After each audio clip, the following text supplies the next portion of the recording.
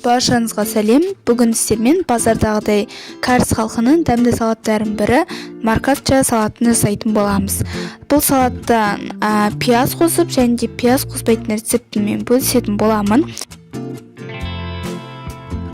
Салатқа сәбіз, пияз, чеснок, дәмдеуіштер қажет болады. Барлық ингредиенттерді видеоның астына описание бөліміне жазып қалдырамын. Ең алдымен 600 грамм сәбізді корей күшіне өткіземіз. Сәбіз өте дәмді болғаны дұрыс. Салаттың дәмі де ерекше болып шығады.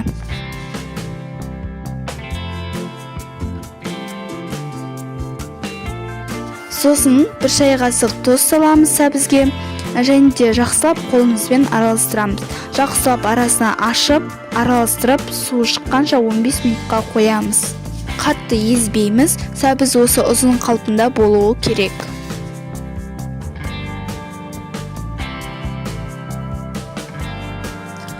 Осында 5 дана чеснокты үкіштен өткіземіз.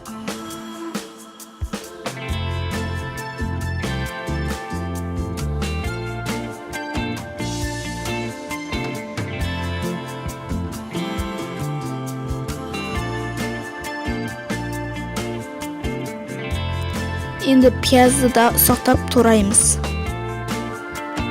Табаға май құйып, қызарғанша қуырамыз.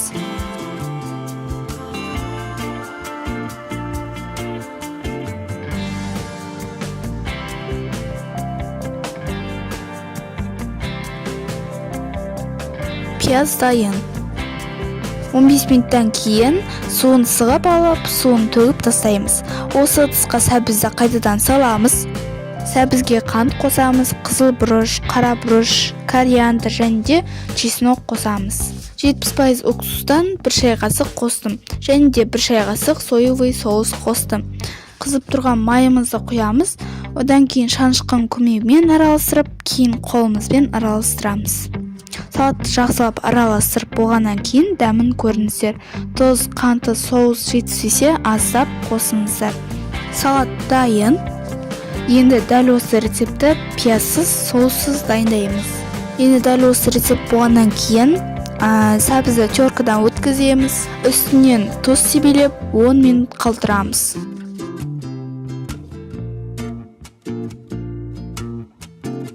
Енді табаға май құямыз, үстіне біраз қасық паприка саламыз, одан кейін майды қызартамыз.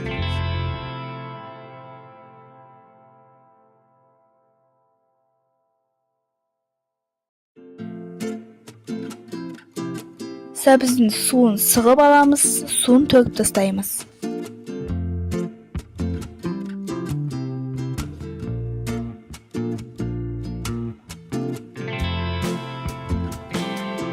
Енді сәбіздің үстіне чеснок, кориандр, қара бұрыш, май құйып араластырамыз.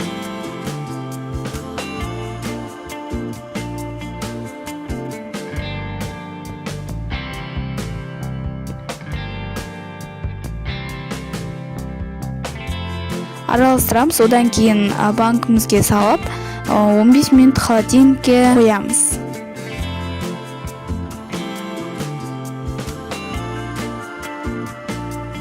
Мінеки екі салатымыз да дайын. Біреуіне пияз қосып және де біреуіне пияз қоспайтын рецептімен бөлістім.